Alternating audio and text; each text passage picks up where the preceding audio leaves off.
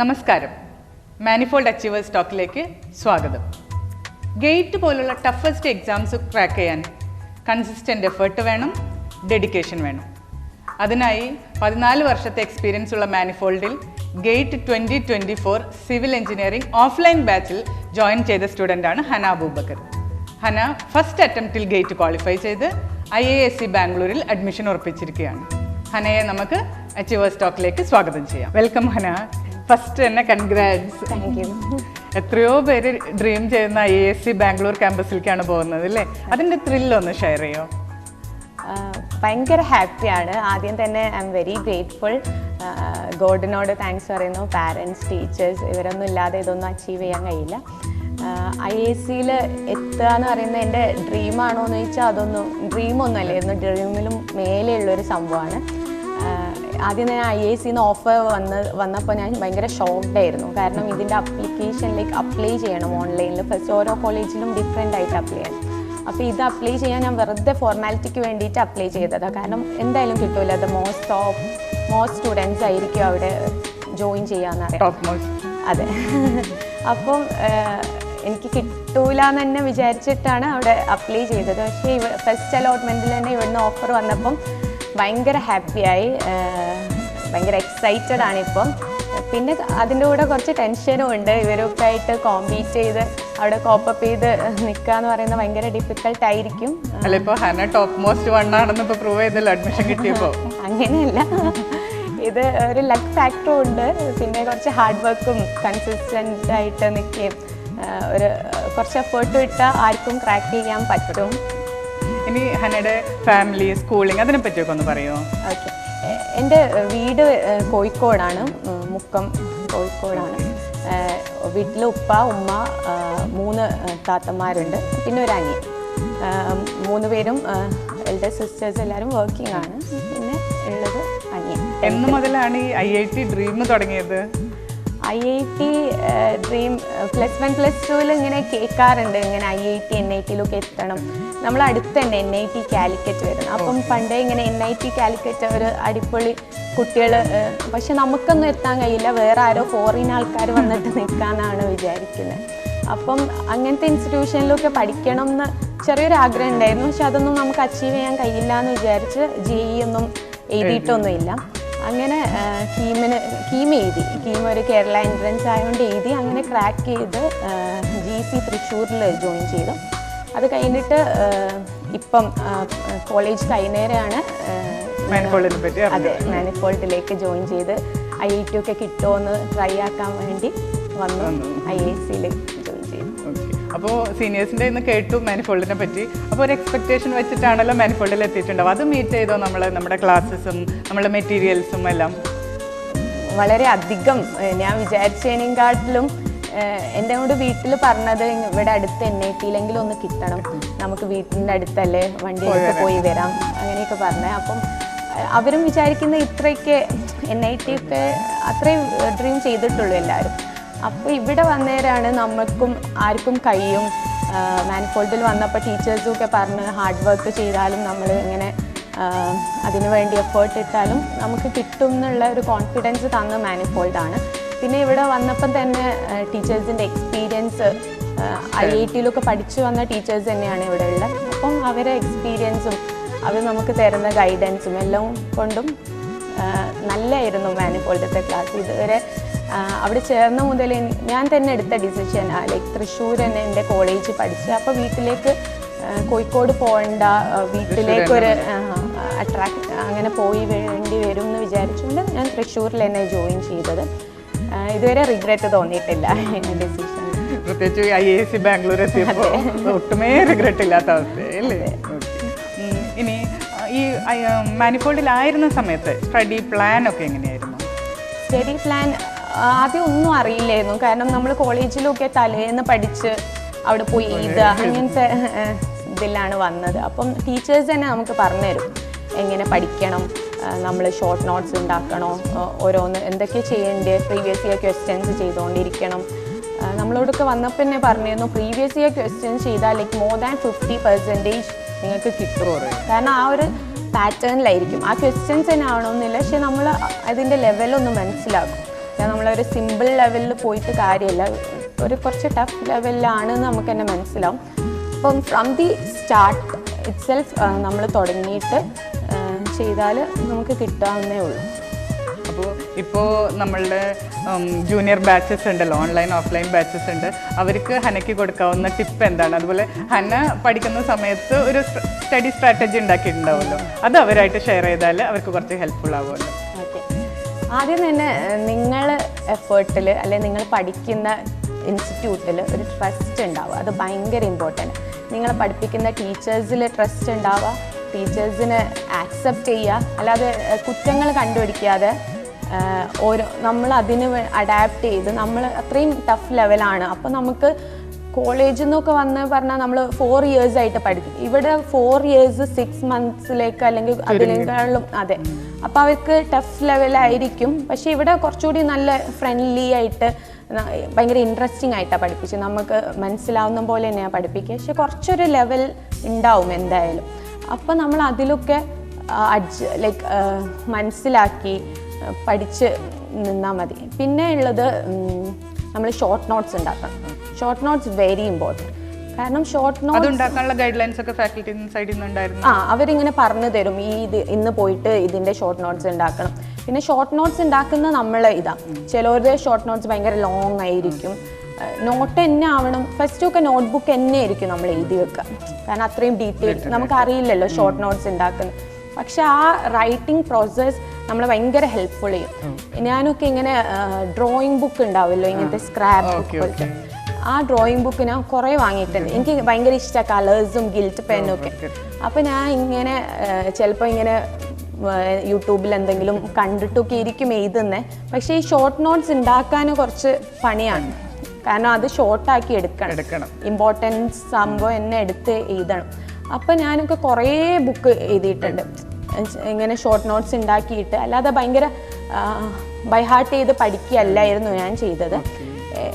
ഞാൻ ചെയ്തത് ഇങ്ങനെ കുറേ ഷോർട്ട് നോട്ട്സ് ഉണ്ടാക്കുക. പിന്നെ ഇവഞ്ച്വലി നമ്മൾ ഷോർട്ട് നോട്ട്സ് ഇങ്ങനെ കുറഞ്ഞ് വരും. ലാസ്റ്റൊക്കെ ആയപ്പോൾ എനിക്കൊരു ചാർട്ടിൽ ഒരു സബ്ജക്റ്റൊക്കെ ഇങ്ങനെ കുറച്ചിങ്ങനെ കോളൊക്കെ ആക്കിയിട്ട് ഇക്വേഷൻസ് മാത്രം, കാരണം ബാക്കിയെല്ലാം നമ്മളിങ്ങനെ പിന്നെ നമുക്ക് എഴുതാനൊരു മടിയും ഉണ്ടാവും. അപ്പോൾ നമ്മൾ അത് പഠിച്ചു വെക്കും. പിന്നെ എനിക്ക് പറയാനുള്ള ഇക്വേഷൻസ് പഠിക്കാൻ ഭയങ്കര മടിയാണ് എനിക്ക്. ഇക്വേഷൻസ് പിന്നെ ഇങ്ങനത്തെ വാല്യൂസ് അതൊക്കെ പഠിക്കാൻ ഭയങ്കര മടിയാണ്. അപ്പം അതിനൊക്കെ നമ്മൾ ഷോർട്ട് കട്ട്സ് ഉണ്ടാക്കണം. ഷോർട്ട് കട്ട്സ് ടീച്ചേഴ്സ് ചിലത് ഇങ്ങനെ പറഞ്ഞു തരും, അവർ പഠിച്ച കാലത്തുള്ള സ്ട്രാറ്റജി നിങ്ങളായിട്ട് ഷെയർ ചെയ്യും. അതെ, അവരെങ്ങനെ പഠിച്ച്. പക്ഷെ ചിലപ്പോൾ നമുക്കത് റിലേറ്റ് ചെയ്യാൻ കഴിയണമെന്നില്ല, കാരണം അവർ പഠിച്ച കാലം നമ്മൾ പഠിക്കുന്ന കാലം. അപ്പം നമുക്ക് ഇഷ്ടമുള്ള മൂവീസോ അല്ലെങ്കിൽ നമുക്ക് ഇഷ്ടമുള്ള നമ്മൾ ഫ്രണ്ട്സിനെയൊക്കെ കളിയാക്കാനൊക്കെ ഉപയോഗിച്ച് അങ്ങനെ എന്തെങ്കിലും ആലോചിച്ചിട്ട് നമ്മൾ തന്നെ ഉണ്ടാക്കണം നമുക്ക് വേണ്ടി. അങ്ങനെ ഉണ്ടാക്കി ഒരെണ്ണം ഇവർക്കായിട്ട് ഷെയർ ചെയ്യാൻ പറ്റുമോ? ഞാൻ ഒരു ഭയങ്കര ഇൻട്രസ്റ്റിംഗ് ആയിട്ടുള്ള, എനിക്ക് മാർവൽസ് ഒക്കെ ഭയങ്കര ഇഷ്ടമാണ്, ഇങ്ങനെ സൈഫൈ ആക്ഷൻ മൂവീസൊക്കെ. അപ്പം ഗാർഡിയൻസ് ഓഫ് ഗാലക്സി പറഞ്ഞിട്ടുണ്ട്. അപ്പം അതിൽ ഒരു ഗ്രൂട്ട് പറഞ്ഞ ഒരു ട്രീ പോലത്തെ അങ്ങനത്തെ ഒരു ക്യാരക്ടർ ഉണ്ട് അതിൽ. ഭയങ്കര പാവമായിട്ടാണ് എനിക്ക് ഫീൽ ചെയ്തത്, ഭയങ്കര പാവം. അപ്പം എൻവയോൺമെൻറ്റിൽ ഒരു ഇക്വേഷൻ ഉണ്ട്, കുറേ ഇക്വേഷൻസ് ഉണ്ട് എൻവയോൺമെൻറ്റൽ പാക്ക് ഓഫ് ഇക്വേഷൻ. അതെ, എനിക്ക് പെട്ടെന്ന് മറന്നു. പക്ഷെ എനിക്ക് അറിയാം, നമ്മളെ തന്നെ മനസ്സിലാക്കണം. അതെ, വീക്ക് പോയിന്റ്സ് മനസ്സിലാക്കിയിട്ട് എനിക്കറിയാം എന്തായാലും ഇക്വേഷൻസ് മറന്നു. അപ്പം ഞാൻ ഉണ്ടാക്കിയൊരു ഇക്വേഷൻ ആയിരുന്നു വെലോസിറ്റി ഗ്രേഡിയൻറ്റിൻ്റെ ഒരു ഇക്വേഷൻ. അത് ഭയങ്കര ഇമ്പോർട്ടൻ്റ് ഇക്വേഷൻ ആണോ ചോദിച്ചാൽ ഭയങ്കര ഇമ്പോർട്ടൻ്റ് അല്ല, പക്ഷേ ചിലപ്പം ക്വസ്റ്റ്യൻ വരാം.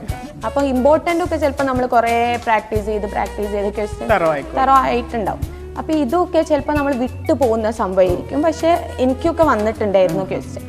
അപ്പോൾ അതിൽ വെലോസിറ്റി ഗ്രേഡിയൻറ്റ് G റെപ്രസെൻറ്റ് ചെയ്യുക is equal to P/V μ, root of P/V μ. അപ്പം ഞാൻ ഉണ്ടാക്കിയത് ഈ മാവൽ ഫിലിമിനെ റിലേറ്റ് ചെയ്തിട്ട് ഗ്രൂട്ട് പാവം അങ്ങനെയാണ് വിചാരിച്ചത്. ഇത് നിങ്ങൾക്ക് റിലേറ്റ് ചെയ്യാൻ കഴിയുമെന്ന് എനിക്കറിയില്ല, പക്ഷേ നമ്മൾ അതാണ് ഞാൻ പറഞ്ഞ ഓരോ പേഴ്സൺ ടു പേഴ്സൺ ഡിപ്പെൻഡ്. അപ്പം ഞാൻ ഉണ്ടാക്കിയ എൻ്റെ ഫ്രണ്ട്സുമായിട്ട് ഷെയർ ചെയ്യും, അവർ പറയും ഓ പൊട്ട ഇക്വേഷൻ, പക്ഷെ എന്നാലും നമുക്കത് ഓർമ്മയുണ്ടാവും. ഭയങ്കര സ്റ്റുപ്പിഡ് ആയിരിക്കും, പക്ഷെ നമുക്ക് അറ്റ് ലാസ്റ്റ് ഇക്വേഷൻ ഓർക്കണം, അത്രേ. അതെ, ചിലപ്പം ഭയങ്കര വിയേർഡ് ബാഡ് മീനിങ് ഒക്കെ ഉള്ള അങ്ങനെയൊക്കെ നമ്മൾ ഇക്വേഷൻസ് ഉണ്ടാക്കും, നമുക്ക് ലാസ്റ്റ് കിട്ടിയാൽ മതി. അപ്പൊ ഗ്രൂട്ട് പാവമുള്ളത് ഞാൻ ഡിവൈഡ് മലയാളത്തിൽ ഹരിക്കുക അല്ല പറയാം, അരിക്കുക എന്ന് പറയും. അപ്പൊ ആണ് എൻ്റെ എല്ലാ ഇക്വേഷൻസിലും ഡിവൈഡിന്. അപ്പൊ ആ വരുമ്പം നമുക്ക് എന്തും ഉണ്ടാക്കാം. ഹാക്ക് വരുമ്പം കുറച്ച് പണിയാണല്ലോ. അപ്പൊ ഞാൻ ഗ്രൂട്ട് പാവം എന്നാ വിചാരിച്ചു. അപ്പൊ G = √P R divided by V mu. പിന്നെ ഒരിക്കലും മറക്കില്ല. അതുപോലെ ഒരു ഇക്വേഷൻ ഉണ്ടായിരുന്നു. ഇതൊന്നും എനിക്ക് ഏത് ടോപ്പിക്സ് വരുന്നു ഒന്നും അറിയില്ല ഇപ്പം, പക്ഷെ എനിക്ക് ആ ഇക്വേഷൻ ഓർമ്മയുണ്ട്. ഒരു ഇക്വേഷൻ ഉണ്ടാക്കിയിരുന്നു, കിട്ടിയാൽ IIT അല്ലേൽ ഹെൽ, നമ്മള് ജീവിതം തീർന്നു എന്നുള്ള പോലെ. അപ്പൊ ഹെൽ = റെസ്റ്റ് എന്നൊക്കെ ഓർത്ത് വെച്ച് നമ്മൾ റെസ്റ്റ് ഇരിക്കേണ്ടി വരും, ഒരു പണിയും ഇല്ലാതെ കുത്തിരിക്കേണ്ടി വരും. അപ്പോൾ കിട്ടിയാൽ Q അങ്ങനെ എന്തോ ഒരു ഇക്വേഷൻ ഉണ്ട്. അപ്പൊ അത് വെച്ചിട്ട് അതിന്റെ ഫസ്റ്റ് ലെറ്റർ വെച്ചിട്ടൊക്കെ ഇതാക്കിയാൽ അതൊന്നും ഒരിക്കലും നമ്മൾ മറക്കൂല. അപ്പൊ അങ്ങനത്തെ കുറെ ഇക്വേഷൻസ് ഒക്കെ ഉണ്ടാക്കി അങ്ങനെ ഷോർട്ട് കട്ട്സ് ഉണ്ടാക്കുക. ഷോർട്ട് നോട്ട്സ് ഇമ്പോർട്ടൻ്റ് ആണ്. ചിലപ്പം ഞാനൊന്നും ഷോർട്ട് നോട്ട്സ് ചിലപ്പം വീണ്ടും വീണ്ടും വായിക്കൊന്നുമില്ല, പക്ഷേ ആ റൈറ്റിംഗിൽ പണ്ടൊക്കെ ഇങ്ങനെ ടീച്ചേഴ്സ് പറയുന്നുണ്ട് റൈറ്റിംഗ് ഇത്ര % നമ്മളെ ഓർമ്മിപ്പിക്കും. പക്ഷെ അതൊന്നും ഞാൻ വിശ്വസിച്ചിരുന്നില്ല. പക്ഷെ ഇപ്പം ഭയങ്കര കാരണം നമുക്ക് ഇത്രത്തോളം സബ്ജക്ട്സ് ഒരു ദിവസം നമുക്ക് കിട്ടണം. ടെൻഷനായിട്ട് നമുക്ക് എക്സാം ആകുമ്പോൾ എന്തായാലും ഒരു ടെൻഷൻ ഉണ്ടാവും. അപ്പോൾ പെട്ടെന്ന് കിട്ടണമെങ്കിൽ ഇങ്ങനത്തെ ഇൻട്രസ്റ്റിങ്, പിന്നെ ഷെയറും ചെയ്യണം ഫ്രണ്ട്സുമായിട്ട്, എന്നാലേ അവർ ചിലപ്പോൾ കളിയാക്കിയിട്ടുണ്ടാവും. അതൊക്കെ നമ്മളെ സ്ട്രൈക്ക് ചെയ്യും. പിന്നെ ക്ലാസ്സിലിരിക്കുമ്പം ടീച്ചേഴ്സ് ക്വസ്റ്റ്യൻ ചോദിച്ചാൽ ആൻസർ പറയും. എനിക്ക് തോന്നുന്നു ഞാൻ കൂടുതലും ക്ലാസ്സിലിരുന്ന പഠിച്ചാൽ, അല്ലാതെ ഭയങ്കര എപ്പോഴും ബുക്ക് പഠിക്കുന്ന ആളല്ല. ഇതുവരെ ഞാൻ അങ്ങനെ പഠിച്ചിട്ടില്ല. അപ്പോൾ പെട്ടെന്ന് അങ്ങനെ ചേഞ്ച് ചെയ്യാൻ പറ്റില്ലല്ലോ. അപ്പം ടീച്ചേഴ്സ് ചോദിക്കുമ്പം ഞാൻ എപ്പോഴും എന്തെങ്കിലും ചിലപ്പോൾ ഇങ്ങനെ വാല്യൂസും ഒക്കെ ചോദിക്കും. അപ്പം ഞാൻ പറയും മോർ ദാൻ 60-70% പൊട്ട ആൻസറാ പറയാറ്. പക്ഷെ ഞാൻ ആൻസർ പറയുമ്പം ചിലപ്പോൾ ക്ലാസ്സിലുള്ളവർ നമ്മൾ തമാശക്ക് ഫ്രണ്ട്സ് ആയിരിക്കും ഇങ്ങനെ കളിയാക്കും, അയ്യോ അതല്ലല്ലോ. പക്ഷെ അപ്പം നമുക്ക് ആ ആൻസർ പിന്നെ ടീച്ചർ തിരുത്തി പറയുമ്പോൾ അത് നമ്മളെ ഭയങ്കര ഇതാക്കും. അപ്പം എപ്പോഴും റെസ്പോണ്ട് ചെയ്യുക ടീച്ചേഴ്സ് ചോദിക്കുമ്പോൾ, അത് ഭയങ്കര എഫക്റ്റീവ് ആണെന്ന് എനിക്ക് തോന്നിയിട്ടുണ്ട്. കാരണം നമ്മൾ പൊട്ട ആൻസേഴ്സ് പറയുമ്പോൾ ചിലപ്പോൾ ടീച്ചേഴ്സ് തന്നെ കളിയാക്കും. അങ്ങനെയല്ല, നമ്മൾ ഭയങ്കര ഫ്രണ്ട്ലി ആണ്. അപ്പോൾ ടീച്ചേഴ്സ് ഇങ്ങനെ പറയും വാട്ട് എ സ്റ്റുപ്പിഡ് ആൻസർ എന്നൊക്കെ പറയുമ്പോൾ നമ്മൾ തന്നെ എന്നുള്ള രീതിയിൽ നമ്മൾ പഠിച്ചു പോകും. അപ്പോൾ എനിക്ക് തോന്നുന്നു അങ്ങനെ ഇൻട്രാക്റ്റീവ് ആയിരിക്കണം ടീച്ചേഴ്സ് പറയുന്നത്. പിന്നെ നമ്മളെ ക്ലാസ്സിൽ ഭയങ്കര കോമ്പറ്റേറ്റീവ്, ഫ്രണ്ട്ലി കോമ്പറ്റേറ്റീവ്. അതെ, പെട്ടെന്ന് എഴുതി തീർക്കുക. അതെ സർ, അപ്പോൾ സർ അറിയിനോ റോങ് അങ്ങനെ പറയുമ്പോൾ നമ്മൾ ഭയങ്കര കോമ്പറ്റേറ്റീവ് പോലെയായിരുന്നു. പിന്നെ ഭയങ്കര ക്ലാസ്സിൽ ഭയങ്കര കളിയായിരുന്നു. ലൈക്ക് ടീച്ചേഴ്സ് പഠിപ്പിക്കുമ്പോൾ നമ്മൾ പഠിക്കും, നല്ലോണം പഠിക്കും. പിന്നെ ഇൻ്റർവ്യൂ കിട്ടിയാൽ നമ്മൾ റിലാക്സ്. അപ്പോൾ എനിക്ക് തോന്നുന്നു എല്ലാം കൊണ്ടുപോകണം. കാരണം നമ്മൾ കോളേജൊക്കെ കഴിഞ്ഞ് വന്നതാണ്. അതാണ് മാനിഫോൾഡിൻ്റെ ഏറ്റവും വലിയ പ്ലസ് പോയിന്റ്. കാരണം നമ്മൾ ഭയങ്കര റെസ്ട്രിക്റ്റഡ് സാധനത്തിൽ ഇരുത്തൂല. ചിലവർക്ക് അങ്ങനെ പഠിച്ചാലേ ആയിരിക്കും പഠിക്കുക. പക്ഷേ എനിക്ക് തോന്നുന്നു മോസ്റ്റ് ഓഫ് കോളേജ് സ്റ്റുഡൻസിന് ഇവിടെ വന്നാൽ കുറച്ച് റിലാക്സ്ഡ് ആയിരിക്കണം. കാരണം നമ്മൾ ഹോസ്റ്റലിലൊക്കെ പോയാൽ എന്തായാലും നമ്മൾ പഠിക്കാം, കാരണം നമ്മൾ ഇതിനായിട്ട് വന്നതാണ്. പക്ഷെ നമ്മൾ കുറച്ച് ബ്രേക്കൊക്കെ കിട്ടുമ്പം എപ്പോഴും പഠിക്കുന്നവർക്ക് പഠിക്കാം, പക്ഷെ കുറച്ച് റിലാക്സ്ഡ് ആയിരിക്കണം. മെൻ്റൽ ഹാപ്പിനെസ്സും ഭയങ്കര ഇമ്പോർട്ടൻറ്റ്. പിന്നെ ഫുഡും ഭയങ്കര ഇമ്പോർട്ടൻറ്റ്. എനിക്ക് ഫസ്റ്റൊക്കെ ഒരു ഹോസ്റ്റലിൽ ഞാൻ ജോയിൻ ചെയ്ത ഒരു മന്ത്, അതെനിക്ക് 2 years പോലെ തോന്നി. കാരണം ഫുഡ് ഭയങ്കര മോശമായതുകൊണ്ട് നമുക്ക് ഈ പഠിക്കുമ്പോൾ ഭയങ്കര ഇമ്പോർട്ടൻ്റ് ആ ഫുഡ്. അപ്പം ഞാൻ ഒരു ഹോസ്റ്റലിൽ മാനിഫോൾഡ് തന്നെ പറഞ്ഞ് തന്ന ഒരു ഹോസ്റ്റലിൽ പോയിട്ട് ഭയങ്കര ഫ്രണ്ട്ലി ഫാമിലി പോലെയായിരുന്നു. അപ്പോൾ ഞങ്ങൾ മാനിഫോൾഡിൽ ഡിസംബർ ആയപ്പം ക്ലാസ് തീർന്നിരുന്നു, മുമ്പേ തീർന്നിരുന്നു. നമുക്ക് 2 months പ്രിപ്പറേഷൻ ടൈം ഉണ്ടാവും. അപ്പം ഈ ടീച്ചേഴ്സും എല്ലാവരും ഇങ്ങനെ അതെ. എന്നിട്ട് ഞങ്ങൾ കൂടുതൽ ടൈമും ഞാൻ മാനിഫോൾഡിൽ ഉണ്ടാവും. ചിലപ്പോൾ ഞാൻ പ്രിപ്പയർ ചെയ്യാൻ വരികയായിരിക്കില്ല, പക്ഷെ നമ്മളിങ്ങനെ വരുമ്പം അവിടെ ഇരിക്കുമ്പോൾ എന്തെങ്കിലും പ്രിപ്പയർ ചെയ്യണമല്ലോ. കാരണം ഹോസ്റ്റലിൽ ഇരുന്നാൽ നമ്മൾ ഉറങ്ങിപ്പോവും, നമ്മളൊരു ഡേ പോയി പോവും. പിന്നെ എനിക്കൊരു ഇങ്ങനത്തെ തോന്നലുണ്ട്, ഈ നിങ്ങളൊക്കെ ഇങ്ങനെ കാണുന്നുണ്ടല്ലോ എന്നും വരുന്നത്. അപ്പോൾ ഈ എന്തിനാ കിട്ടിയിട്ടില്ലെങ്കിൽ വിചാരിക്കും ഇത്രയും ബുദ്ധിയില്ലാത്ത കുട്ടിയാണ് എന്നും അപ്പം നമുക്ക് അങ്ങനത്തെ കുറേ തോന്നലുണ്ടായിട്ട് നമ്മൾ കുറച്ച് എഫേർട്ട് ഇടണം, നമ്മൾ വന്നതിന് എന്തെങ്കിലും കാര്യം ഉണ്ടാക്കണം, അങ്ങനെയൊക്കെ തോന്നി അങ്ങനെയൊക്കെ പ്രിപ്പയർ ചെയ്താൽ മതി. നമ്മളെ ഇപ്പോ ഹാർഡ് വർക്ക്. ഹനയുടെ സംസാരം കേട്ടിട്ട് എനിക്ക് തോന്നുന്നു ഹന ഒരു നല്ല അക്കാഡമിഷ്യൻ ആവുന്ന തോന്നുന്നു കേട്ടോ. അപ്പൊ IIT കഴിഞ്ഞിട്ട് എന്താ പ്ലാൻ? PhD-ക്കാണോ അതോ? ഞാൻ എനിക്ക് I am lucky enough to choose between the top institution. കാരണം ഞാൻ പിന്നെ ടെൻഷൻ അടിച്ചത് നമ്മൾ വിചാരിക്കും ഗേറ്റ് എക്സാം കഴിയുമ്പോഴേക്കും ടെൻഷൻ മാറും. എക്സാം കഴിഞ്ഞാൽ ഭയങ്കര ടെൻഷനായിരിക്കും. അത് കഴിഞ്ഞിട്ട് റിസൾട്ട് അറിഞ്ഞാൽ ടെൻഷൻ മാറും. റിസൾട്ട് അറിഞ്ഞാൽ ഭയങ്കര ടെൻഷനായിരിക്കും. പിന്നെ അലോട്ട്മെന്റിൽ കോളേജസ് വരുമ്പോൾ അതിനേക്കാളും, കാരണം നമുക്ക് ചൂസ് ചെയ്യണം ഏതാ വേണ്ടിയെന്ന്. അപ്പം എനിക്ക് IIT ഏതെങ്കിലും ടോപ്പ് IIT-യിൽ പോകണോ അല്ലെങ്കിൽ IISc-യിൽ പോകണം. IISc ടഫ് സിലബസ് ആണ് പറയുന്നത് കേട്ടിട്ടുണ്ട്. അപ്പം അവിടെ നിൽക്കാൻ കഴിയുമോ, ഹാൻഡിൽ ചെയ്യാൻ കഴിയുമോ എന്നുള്ള ഒരു ചിന്ത ഉണ്ടായിരുന്നു എനിക്ക്. പിന്നെ IIT-യിൽ പോകണമെന്നുള്ള ഇതുണ്ടായിരുന്നു. അപ്പം IISc എനിക്ക് ഡ്രീം, ലൈക്ക് എനിക്ക് പണ്ടേ ഉള്ള ആഗ്രഹമാണ് ടീച്ചർ ആവുക, അങ്ങനെയാണ് ആഗ്രഹം. അപ്പം എല്ലാവരും പറഞ്ഞു, നമ്മളിങ്ങനെ സീനിയേഴ്സിനോടൊക്കെ ചോദിക്കുമല്ലോ, ടീച്ചേഴ്സിനോ. ഇവിടുത്തെ ടീച്ചേഴ്സ്, നമ്മളൊരു സോലൈ മുരുകൻ സാർ ഉണ്ട്, ഞങ്ങൾ ഷൊളൈന്നാണ് വിളിക്കാറ്. അങ്ങനെ അത്രയും ഫ്രണ്ട്ലിയാണ് സംഭവം. സാർ കുറച്ച് ഏജ് ആയി, നമ്മളതേ ഏജ് ഒന്നും അല്ല, ലൈക്ക് യങ് അതെ.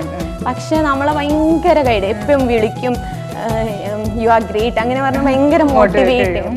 ഇപ്പം നമ്മൾ അലോട്ട്മെന്റ് പ്രോസസ്സിലും നമ്മൾ ഇവിടെ പഠിക്കാത്ത ഫ്രണ്ട്സൊക്കെ അപ്പൊ ഞങ്ങൾ ഇങ്ങനെ പറഞ്ഞത് കേട്ടിട്ട്, മുരുകൻ സാർ കുറെ വർഷങ്ങളായിട്ട് മാനിഫോൾഡായിട്ട് അസോസിയേറ്റ് ചെയ്തിട്ടുള്ള ആളാണ്, ഇപ്പോഴും ഉണ്ട്. സാറ് ഒരു അടിപൊളി സാർ. അങ്ങനത്തെ കുറെ സാറുണ്ട്. പ്രസാദ് സാർ, ഞങ്ങൾ കുറെ സബ്ജക്ട്സ് പ്രസാദ് സാർ എടുത്തിട്ടുണ്ട്. പ്രസാദ് സാർ നമ്മളോട് ഭയങ്കരമായിട്ട് സംസാരിക്കുകയൊന്നുമില്ല, പക്ഷെ സാർ പഠിപ്പിക്കുന്ന ഭയങ്കര ക്യൂട്ട്. നമ്മൾ ഇങ്ങനെ കേട്ടു പോകും. പിന്നെ നമ്മൾ എന്തെങ്കിലും തെറ്റിയാൽ പറഞ്ഞതും no problem, sometimes it happen അങ്ങനെയൊക്കെ പറഞ്ഞ് നമ്മളൊരു ഇതാക്കുക. ഞങ്ങൾ എൻജോയ് ചെയ്തിട്ടാണ് പഠിച്ചത്. അപ്പോൾ നമ്മളിങ്ങനെ ഷൊളൈ സാറിനോടൊക്കെ ഭയങ്കര അഡ്വൈസ് ചോദിച്ചു. അങ്ങനെ അപ്പോൾ അവരൊക്കെ പറഞ്ഞു ടീച്ചിങ് ഫീൽഡാണ് ഇഷ്ടമെങ്കിൽ ബെസ്റ്റ് ഓപ്ഷൻ IISc ആണ്. അല്ലാതെ അവിടെ ക്യാമ്പസ് പ്ലേസ്മെൻ്റ് ആണെങ്കിലും കുറച്ചൊക്കെ പ്ലേസ്മെൻറ്റ്സ് ഉണ്ട്. ദാൻ IIT ഇല്ല, കാരണം ഇവിടെ കൂടുതൽ പേരും റിസർച്ച് ചെയ്യാനും ഇതാക്കാനും ആയിരിക്കും പേര്.